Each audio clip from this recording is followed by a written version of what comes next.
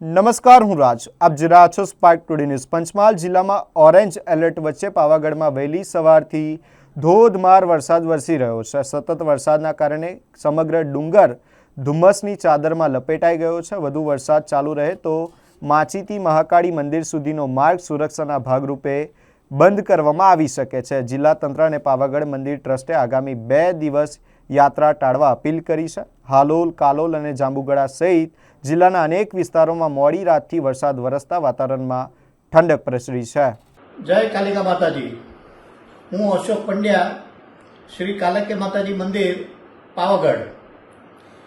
આવતીકાલે તારીખ 31 જુલાઈ અને 1 ઓગસ્ટ બંને દિવસ રાજ્યના હવામાન ખાતા વિભાગ દ્વારા પંચમહાલ જિલ્લામાં અને વડોદરા જિલ્લામાં અતિ ભારે વરસાદની આગાહી કરવામાં આવેલી છે. તે સંજોગોમાં જો વધારે વરસાદ હશે તો સરકારશ્રી દ્વારા, સત્તાધીશો દ્વારા માચીથી ઉપર આવવાના પગથિયા પણ બંધ કરવા પડે.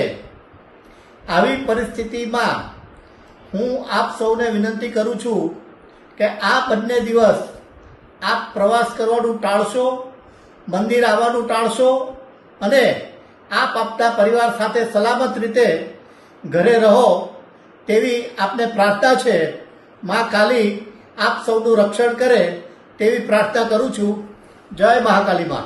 વિશેષ માહિતી પાવાગઢ માટે અમે એવું નક્કી કર્યું છે, આવતીકાલ અગર સવારે ભારે વરસાદ ચાલુ હશે તો સ્થાનિક જે તંત્ર છે અમને સૂચના આપી છે કે અમારું જાહેરનામું તો સવારે 4 વાગ્યા સુધીનું છે, પરંતુ ભારે વરસાદ ચાલુ હોય તો પછી જે સ્ટેર છે એનું કમ્પ્લીટ જે સ્ટેર છે એને બંધ કરી દેશે અને જ્યારે સેફ લાગે કે પરિસ્થિતિ સામાન્ય થઈ ગઈ છે તો જ એને ચાલુ કરવામાં આવશે.